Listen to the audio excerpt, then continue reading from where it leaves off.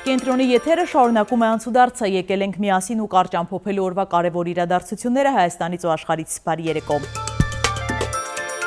5 ամիս անազատության մեջ գտնվող գործարար Սամվել Կարապետյանը ևս 2 ամիս մինչև հունվարի 18-ը կմնա կենտրոն քրեակատարողական հիմնարկում։ Հակակոռուպցիոն դատարանը բավարարեց Կարապետյանի խափանման միջոցը ևս 2 ամսով երկարացնելու միջնորդությունը։ Երեկվա դրությամբ մենք ականատես եղանք, որ հեծի լիցենզիան ակնհայտ ապօրինի կերպով դադարեցվեց։ ՀՑԿՀ համապատասխան որոշման մեջ ինչ է ձևակերպվում։ Ասվում է, որ 3 ամիս ժամանակ կա, որ սեփականատիրոջ հետ բանակցեն։ 3 ամիս սեփականատիրոջ հետ բանակցեն, գնալու են Երևան կենտրոն քրեակատարողական հիմնարկում բանակցեն։ Անկեղծորեն եմ ասում, սա նման է որոշակի իմաստով ահաբեկչական գործողության։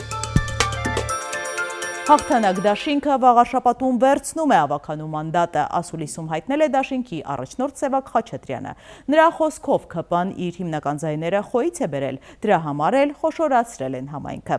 Իրենք խոյ համայնքը միացրեցին վաղարշապատ համայնքին, հետ միայն այդ նպատակով։ Դուք որ ընտրության արդյունքները տեղամասային նայեք, կտեսնեք, որ խոյ համայնքի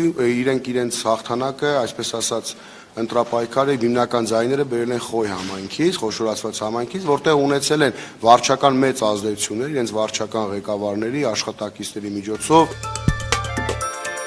Նիկոլ Փաշինյանն է անդրադարձել վաղարշապատում ԿՊ-ի հաղթանակին, ասել է մարդիկ ընտրել են կյանքը։ Հիմա շատ քննարկվում է, թե ինչու քաղաքացիական պայմանագիրը հաղթեց, իսկ ընդդիմությունը պարտվեց վաղարշապատի ընտրություններում։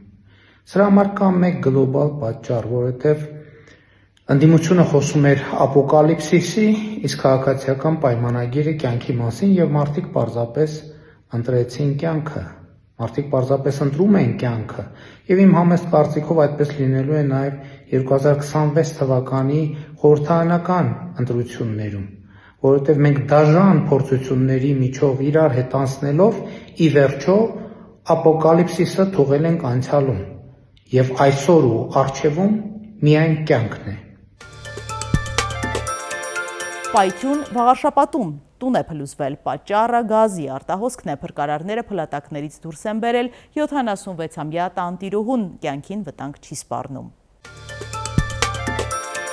Բլոգեր Բելա Բաբախանյանը դարձյալ հիշատակել է իր ազատության մասին, զուգահեռներ տանելով Բաքվում ապօրինի պահվող Արցախի ռազմաքաղաքական ղեկավարության հետ, երբ հայտնի դարձավ, թե ինչ պատժաչափեր է սահմանել Բաքվի դատարանը մեր հայրենակիցների համար, Բելան դարձյալ արժևորել է իր ազատությունն ու հիշեցրել, որ դա տեղի է ունեցել Գագիկ Ծառուկյանի միջամտությամբ։ Ազատ ու համարձակ խոսքի հայրենասիրական տեսանյութեր հրապարակելու համար Բելարուսում նրան ձերբակալել էին ադրբեջանցիների պահանջով։ В феврале этого года и я могла оказаться на месте этих людей. Այս տարվա փետրվարին ես եւս կարող էի հայտնվել Բաքվի բանտում, եթե չլիներ Գագիկ Ծառուկյանը, որը ինձ փրկեց Ադրբեջանի ղեկավարության ձեռքից։ Նրանք ինձ եւս կարող էին ցմահ ազատազրկել միայն նրա համար, որ սիրում եմ իմ հայրենիքը Հայաստանը։ Ադրբեջանի ղեկավարությանը դուր չէր եկել, որ արտահայտվում եմ Արցախի օկուպացիայի դեմ։ Մեր օրերում քեզ կարող եմ պատժել հայրենիքդ սիրելու համար։ Ես դա հեռուստացույցով չեմ տեսել, ինքս եմ վերապրել։ Բաքվի բանտում գտնվող Վիգեն Էլչեքջյանի առողջական վիճակը կտրուկ վատացել է, թեև նա ստացիոնար բուժման կարիք ունի, բայց պատշաճ բուժօգնություն չի ցուցաբերվում։ Վիգենն այլևս չի կարողանում քայլել, իսկ բժիշկների նշանակած դեղորայքը նրան չի հատկացվում։ Երկար դադարից հետո Վիգենը հեռախոսով խոսել է ընտանիքի հետ ու հայտնել, որ խաղաղասեր ադրբեջանցիներն ամեն ինչ անում են նրան մահվան դուռը հասցնելու համար։ Լեհաստանի բանակի գլխավոր շտաբի պետն է ահազանգել երկրի վրա հնարավոր զինված հարձակման մասին, գեներալ Վեսլավ Կուկուլայի համոզմամբ թշնամին սկսել է պատրաստվել պատերազմի, բայց որ թշնամին չի նշել։ Միայն ասել է, որ ստեղծվում են պայմաններ, որոնք կնպաստեն Լեհաստանի տարածքում հնարավոր ագրեսիային։ Այդ պայմանների թվում նշել է, որ թշնամին փորձում է խաթարել բնակչության վստահությունը կառավարության, զինված ուժերի եւ ոստիկանության հանդեպ։ Կուկուլան ընդգծել է, որ այժմ ամեն ինչ կախված է երկրի դիրքորոշումից, արդյոք իշխանությունը կկարողանա զսպել թշնամուն, թե հակառակը մղել նրան ագրեսիայի։ Դոնալդ Թրամփը հնարավոր է համարել Մեքսիկայի վրա հարձակումները այսպես կոչված թմրավաճառների դեմ պայքարի շրջանակում։ Նա նշել է, որ Ամերիկան թմրանյութերի պատճառով կորցնում է 100 հազարավոր մարդկանց և Վաշինգտոնը գիտի թմրավաճառների բոլոր երթուղիներն ու հասցեները։ Էմանուել Մակրոնն էլ հիշեցրել է Թրամփի չիրականացրած խոստումը Ուկրաինայում պատերազմը 24 ժամում դադարեցնելու մասին։ Նա այս խոսքը հիշատակել է Զելենսկիի հետ մամուլի ասուլիսում։ Առաջարկում եմ միասին թերթել մամուլի էջերը։ Հրապարակը գրում է, երեկվա առավոտյան Նիկոլ Փաշինյանը անդրադառնալով վաղաշաբաթի ընտրություններին իր գրառման մեջ նաև անդրադարձել է Մայրաթորի նկատմամբ իր ծրագրերին, ընդգծելով, որ այս ընտրությամբ քաղաքացիները լիցք են տվել մեր սրբության սրբոցը Մայր Աթոր Սուրբ Էջմիածինը կտրիչ Ներսիսյանից ազատելու գործընթացին։ Փաշինյանի այս հայտարարությունը թերևս պարզ մանիպուլյացիա է, որովհետև այս ընտրությամբ իշխանությունը Վեհարանի վրա գրոհելու քարտ բլանշ իրականում չի տվել։ Բանն այն է, որ վաղաշաբաթի համայնքի սիրտը հանդիսացող Էջմիածին քաղաքում ԿՊ-ն ընդամենը բնակչության 30%-ի քվեն է ստացել։ 18882 էջմիածինցի է ընտրություններին մասնակցել, որից ընդամենը 6812-ն է քվեարկել ԿՊ թեկնածու Արգիշտի Մեխակյանի օգտին։ Ընդ որում հատուկ ընդգծենք, որ նախընտրական փուլում Մեխակյանը խուսափել է այս թեմայով խոսելուց եւ բավականին բալանսավորված քարոզարշավ է տարել եկեղեցու հետ իշխանությունների հարաբերությունների մասով։ Անգամ տողատակերում հասկացրել է, որ ինքը եկեղեցու դեմ արշավը չի ողջունում։ Ընտրություններին իր ստացած 15296 ձայների մեծ մասն էլ Մեխակյանը ստացել է Հայրենի Խոյ համայնքն ընդգրկող 16 գյուղերի։